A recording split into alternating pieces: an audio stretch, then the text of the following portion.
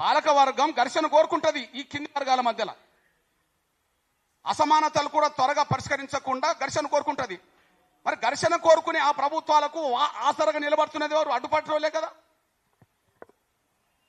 ముందు అడ్డుపడేటోళ్ళని దోషుకొని నిలబెట్టకుండా మిగతా వాళ్ళని దోషుకొని నిలబెడితే లాభం పాలక వర్గాల మనసు పాలక వర్గాల దృష్టితోటే ఉంటుంది. ఉన్నత వర్గాలకు సంబంధించిన వాళ్ళు ఎప్పుడు దళితులు బలహీన వర్గాల మధ్యలో ఘర్షణ ఉండాలని కోరుకుంటుంది. మరి ఆ ఘర్షణ పెట్టడానికి ప్రయత్నం చేసేవాళ్ళు ఎవరు? సమస్య పరిష్కారం కాకుండా అడ్డుపడేటోళ్ళే కదా. 94లో మొదలు పెట్టినప్పుడు 97లోనే వర్గీకరణ జరిగింది. 97లో వర్గీకరణ జరిగిన మొదటి రోజు నేను ప్రైవేట్ రంగంలో రిజర్వేషన్ల గురించి ఉద్యమానికి పిలుపునిచ్చా. అంటే వర్గీకరణ అమలు జరిగిన వెంటనే నేను ఉద్యమానికి పిలుపునిచ్చాను కదా ప్రైవేట్ రంగం రిజర్వేషన్ల కోసం. మళ్ళీ వాళ్ళు అడ్డుకుంటే కదా మళ్ళీ వర్గీకరణ కోసం మళ్ళీ రోడ్ ఎక్కాల్సిన పరిస్థితి వచ్చింది. అడ్డుకుంటే కదా, మళ్ళీ అడ్డుకోకపోతే వర్గీకరణ జరిగేది కదా. అడ్డుకుంటే మళ్ళీ వర్గీకరణ ఉద్యమం మొదలు పెట్టాల్సి వచ్చిందా? వర్గీకరణ అడ్డుకోకపోతేనా? 97లో వర్గీకరణ జరిగింది, ఎందుకు అడ్డుకున్నారు? అడ్డుకోవడం వల్ల మళ్ళీ దాన్ని నిలబెట్టుకోవాల్సి వచ్చింది. పోనీ రాష్ట్రపతి నా అనగాన ప్రజల మేధావులారా, ఈ దేశంలో ఎవరు చెప్పినా వాళ్ళు ఇంటలేరు. ఇప్పుడు ఆ స్థాయికి ఎదిగారు వాళ్ళు. అవును, మాలయేతర మొత్తం దళితులందరూ వర్గీకరణ కోరుకుంటున్నారు.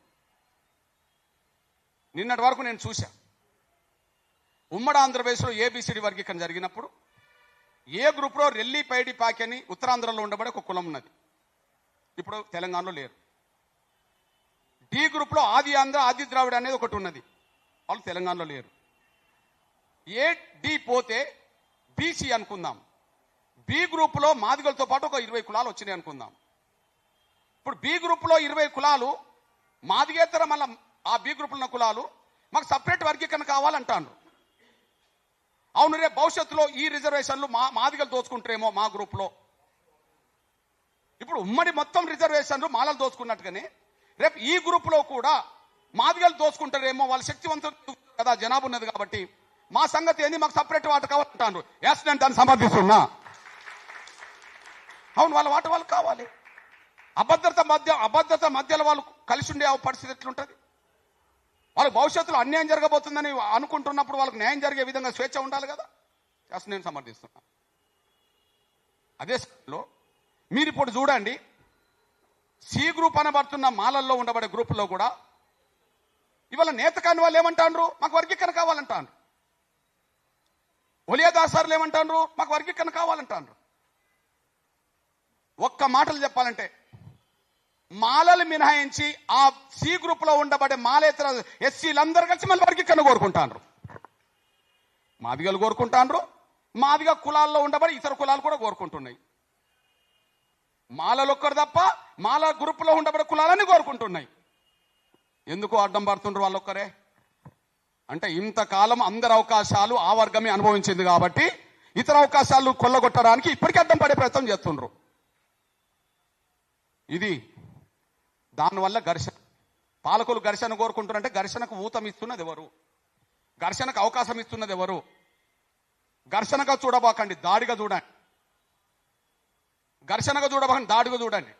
మా అక్క ఇప్పుడు మాట్లాడింది, దళితుల మధ్యలో ఘర్షణ అక్క 30 ఏండ్ల పోరాటంలో 100 సభలను పాల్గొన్నావు కదా, ఎప్పుడన్నా మేము మీసాలు తిప్పామా అక్క? ఎప్పుడన్నా మేము తొడలు కొట్టినామా అక్క? ఎప్పుడన్నా మేము కల్లెర్ర చేసినట్టుగా మాట్లాడినామా అక్క? ఎక్కడన్నా మా నోటి నుంచి ఒక వ్యక్తిని అవమానించినట్టుగా మాట్లాడినామా అక్క? అన్యాయం జరిగిన వర్గానికే ఆవేశం ఉంటుంది, ఆవేదన ఉంటుంది కదా. ఆవేదన ఉంటుంది, ఆవేశం ఉంటుంది. ఆవేశంలో మేము మాట్లాడవచ్చు, కానీ ఎప్పుడన్నా మేము జారినామా? కానీ మేము వర్గీకరణ అడ్డుకుంటాం, ఐక్యంగా ఉండాల్సిందే. మేము వర్గీకరణ అడ్డుకుంటాం, అయినా ఐక్యంగా ఉండాల్సిందే, మాతో ఐక్యంగా ఉండాల్సిందే. అంటే ఐక్యత అనేది మమ్మల్ని దోసుకోవడానికి లైసెన్స్గా? వేదికల మీద ఏం మాట్లాడుతున్నారు అక్క? వర్గీకరణ కోరుకుంటావా, నిన్ను తొక్కుకుంటా పోతామంటున్నారా లేదా? నీ అడ్డు తొలగించుకుంటా పోతామంటున్నారా లేదా? అవసరమంటే ఇంకొక పదం వాడినరా లేదా వాళ్ళ వేదికల మీద? ఏం చెప్పాలి మరి? ఇది ఘర్షణ ఎట్లా అవుతుంది? దాడి కదా. నేను ఒక విషయం చెప్తున్నాను, దాడిగా మీరు ఎట్లా చూడాలో చెప్తున్నా. బట్ ఎంఆర్పిఎస్ ఉద్యమం 94 జూలై 7న మొదలవుతే ప్రకాశం జిల్లా చీరాలలో నేను జూలై 17కు దెబ్బలు తిన్నా. మేము ప్రతిదాడి చేయలే. ఆ రోజు జూలై 17 కారంచేడు మృతవీరుల దినం. బాలగోపాల్ గారు, గద్దరన్న, చాలా మంది మేధావులందరూ అక్కడికి వస్తున్న సమయంలో మా ఆకాంక్షకు అనుగుణంగా కరపత్రం పంచితే మీరు కరపత్రం పంచుతామని చెప్పి మా మీద దాడులు చేశారు. అక్కడ పాదయాత్ర చేస్తుంటే నా మీద దాడులు జరిగినాయి. కోస్తా జిల్లాలు తిరుగుతుంటే నా మీద దాడులు జరిగినాయి. కత్తులు పట్టుకొని తిరిగిండ్రు, రాడ్లు పట్టుకొని తిరిగిండ్రు, దాడులు జరిగిండ్రు. అంబేద్కర్ విగ్రహానికి దండెత్తుంటే నీకు దండేసి హక్కు లేదని చెప్పి కొల్లకపూర్లో నా మీద దాడి జరిగింది. తలలు బలిగినాయి, కాలు రెక్కలు ఇరిగినాయి. తూర్పుగోదావరి జిల్లాలో మాలమానవ కార్యకర్తల చేతుల మీరా సాహెబ్ అనే తమ్ముడు దారుణంగా చంపబడ్డాడు. నువ్వు మీటింగ్కి వెళ్తావురా అని చెప్పి. పశ్చిమ గోదావరి జిల్లాలో సిర్ర నాగేశ్వర అనే ఒక పెద్ద ఆయనను దారుణంగా చంపిండు తిరుగుడుమెట్ట పెద్ద గ్రామం దగ్గర. ఎక్కడన్నా ప్రతి దాడులు జరగంగా చూశారా? మేము దెబ్బలు తిన్నాం, మేము అవమానాలు పడ్డాం, మమ్మల్ని భయభ్రాంతులు గురి చేసిండ్రు, మా పిల్లల్ని చంపిండ్రు, తలలు పగలగొట్టిండ్రు. ఇప్పుడు మీసాలు చెప్తున్నారు, ఇప్పుడు తొడలు కొడుతున్నారు. అక్క మా మీద దాడి జరుగుతుంది, మీరు దాడిని ఖండించండి, మీరు దాడిని ఖండించండి. దాడి గురవుతున్న వర్గాల పక్షాన గట్టిగా నిలబడండి. అంతే, ఘర్షణ కాదు ఇది. ప్లీజ్ చెప్తున్నా, ఘర్షణ కాదు. అంతే, ఘర్షణ కాదు, రెండు వర్గాల మధ్యలో ఘర్షణ కాదు, ఏకపక్ష దాడి జరుగుతుంది. చాలా సహనంతో కొట్లాడుతున్నాం. భవిష్యత్తులో ఈ వర్గీకరణ తర్వాత మళ్ళీ కలిసి పనిచేయాల్సిన అవసరం ఉంటుంది అందరికని చెప్పి మేము ఎక్కడ కూడా మాట జారకుండా ఉద్యమం చేస్తున్నాం. మాకంటే ఐక్యత కోరిటోళ్ళ వరక ఎంఆర్పిఎస్ పుట్టక ముందు, ఎంఆర్పిఎస్ పుట్టిన తర్వాత ఐక్యత ఎంఆర్పిఎస్ అవకాశం ఇస్తుంది. మేము అవమానాలు పడ్డా, మేము దాడులకు గురైనా, మేము చంపబడ్డా, మేము తలలు పగలగొట్టుకున్నా కూడా వాళ్ళ పట్ల మేము ప్రతి దాడికి వెళ్లకుండా వాళ్ళకి సమస్యలు వచ్చినప్పుడు కూడా అండగా నిలబడుకుంటూ వచ్చేసాను. నా చిన్నతనంలో 42 ఏళ్ల క్రితం 82, 83లో నేను మా ఊర్లో ఉండబడక మాల చెల్లె మీద అత్యాచారయత్నం జరుగుతున్నప్పుడు జరిగిన ఘర్షణలో నేను ప్రతి దాడిలో పాల్గొన్నందుకు, మా మీద దాడులు చేస్తుంటే ప్రతి దాడిలో పాల్గొన్నందుకు నేను 83లో నేను జైలుకి వెళ్ళా. 42 ఏళ్ల క్రితం ఎవరి కోసం జైలుకి వెళ్ళాం? చరిత్ర రికార్డు ఉంటుందా లేదా? నేను చెప్పే ప్రతి మాటకు నేను రికార్డు చూపెడతాను. నేను జైలుకి వెళ్ళాను లేదు, ఎవరి కోసం వెళ్ళాం?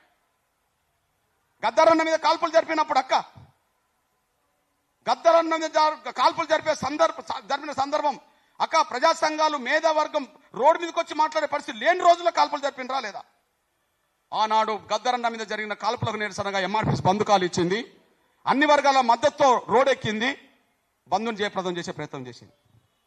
అక్క కాలిచ్చినమా లేదా?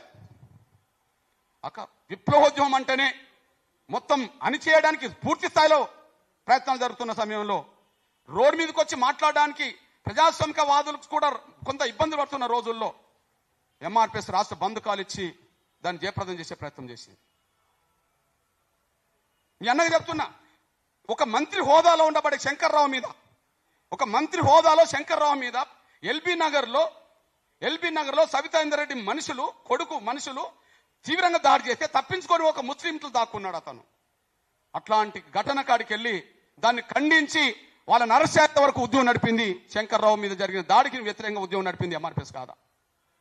ఆయన మాల కాదా? ఆయన వర్గీకరణ వ్యతిరేకిస్తూ కూడా రోడ్డు మీద ఎక్కినోడే ఆయన వాళ్ళే. కొన్ని కారణాల వల్ల కోదండరామ్ గారు ఉద్యమ కాలంలో ఒక మాట జారిండు, గీతమ్మకు కర్రగాచి వాత పెడితేనే తెలంగాణ వస్తుందని మాట్లాడాడు.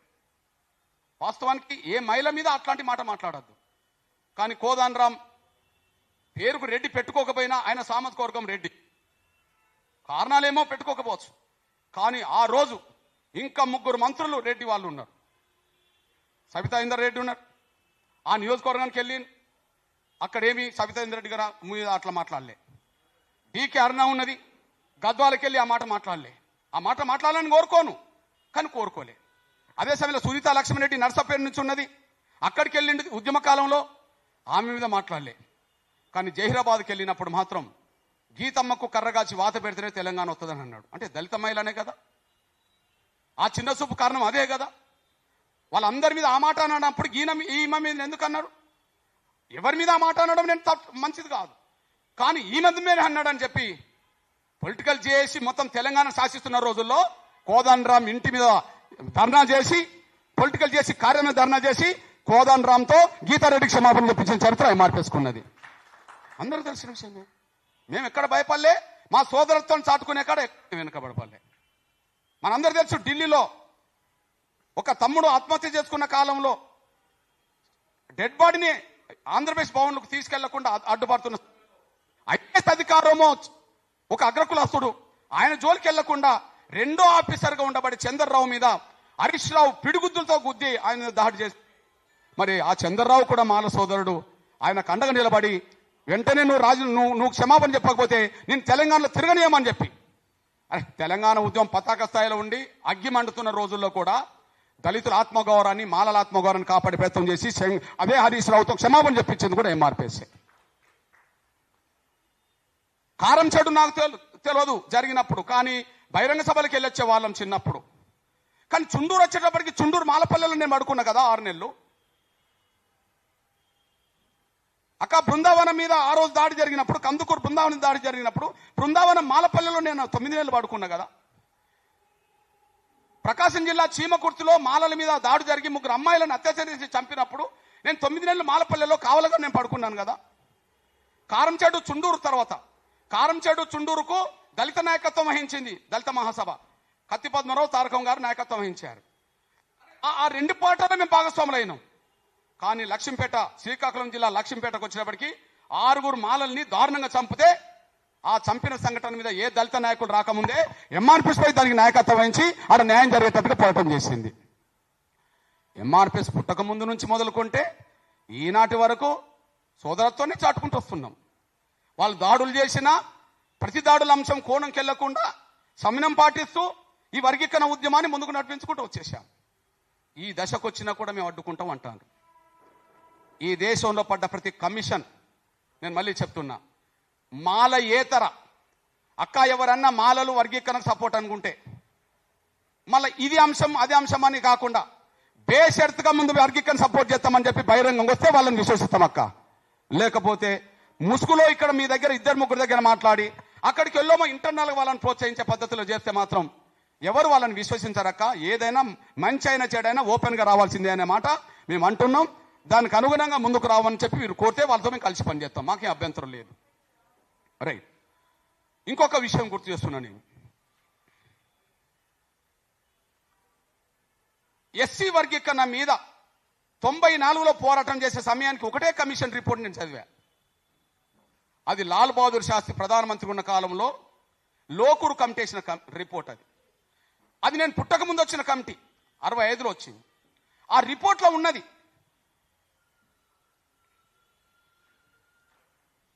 ఇదే లోకూరు. ఈ రిపోర్ట్లో ఉన్నది షెడ్యూల్ కులాల్లో ఉమ్మడి ఆంధ్రప్రదేశ్లో ఉన్న కులాల్లో ఏ కులం డెవలప్ అయిందంటే ఒక మాలలే డెవలప్ అయిందని చెప్పి ఆ రిపోర్ట్లో ఉన్నది. నేను పుట్టక ముందు ఉన్నది రిపోర్ట్. మరి దళితుల్లో అన్ని కులాలు డెవలప్ అయినాయని చెప్పవచ్చు కదా. పోనీ మాలలతో పాటు మాదిగలు కూడా డెవలప్ అయినాయని అలా రాయవచ్చు కదా. మరి 59 కులాల్లో ఏ కులం డెవలప్ అయిందంటే మాలలను చూసిండ్రు. మాలలు ఎందుకు చూసిండ్రు? వాళ్ళ జనాభా కంటే మించి పొందిండ్రు అని ఆధారాలున్నాయి కాబట్టి వాళ్ళు డెవలప్ అయిన చూసిండ్రు. కానీ ఆ 65 రిపోర్టు 75, 85, 94 వరకు ఎవరు అమలు చేయలేదు. అన్యాయం పెరుగుతూ వచ్చింది కాబట్టి న్యాయం కోసం ఉద్యమం మొదలు పెడితే మళ్ళీ 96లో రామచంద్ర కమిషన్ వేశారు. 65లో రిపోర్ట్ ఏమిచ్చిందో 96లో గదే ఇచ్చింది కదా. మరి 65లో రిపోర్ట్ ఏమిచ్చిందో 96లో కూడా గదే ఇచ్చింది కదా. మాదిగలకు అన్యాయం జరుగుతుంది, మాదిగలతో పాటు ఇంకా దళిత కులాలకు చాలా అన్యాయం జరుగుతుంది, మాలలే వాళ్ళ జనాభా కంటే మించి రిజర్వేషన్ పొందుతున్నారని చెప్పి ఇందులో రిపోర్ట్ ఇచ్చింది కదా. పోనీ ఉషా మేరా కమిషన్, గౌరవ్ మన్మోహన్ సింగ్ గారు దేశ ప్రధానమంత్రి ఉన్నప్పుడే ఉషా మేరా కమిషన్ వేసింది కదా. ఉషా మేరా కమిషన్ అమలు జరిగే సమయానికి ముందుకు వచ్చే సమయానికి 2 ఉన్నది. వర్గీకరణ అమలు జరిగిన కాలం ఉన్నది, వర్గీకరణ లేని కాలం ఉన్నది. వర్గీకరణ లేని కాలంలో రామచంద్ర కమిషన్ రిపోర్ట్ ఇచ్చేసింది అన్యాయం జరిగింది అని. కానీ వర్గీకరణ అమలు జరిగినాక రద్దు అయినాక మళ్ళీ ఉషా మేరా కమిషన్ వచ్చింది. ఉషా మేరా కమిషన్ రిపోర్ట్ ఇచ్చింది కదా సాక్ష్యాలు బాక్స్లో పెట్టి. వర్గీకరణ లేనప్పుడు మాదిగలకు అన్యాయం జరుగుతున్న మాట వాస్తవమే, ఇతర కులాలకు అన్యాయం జరుగుతున్న మాట వాస్తవమే బాక్స్ పెట్టేసింది. కానీ వర్గీకరణ అమలు జరిగిన కాలంలోనే మాదిగలతో పాటు మిగతా కులాలు కూడా న్యాయం జరిగిందనే విషయం కూడా బాక్స్లో లెక్కలు పెట్టేసింది.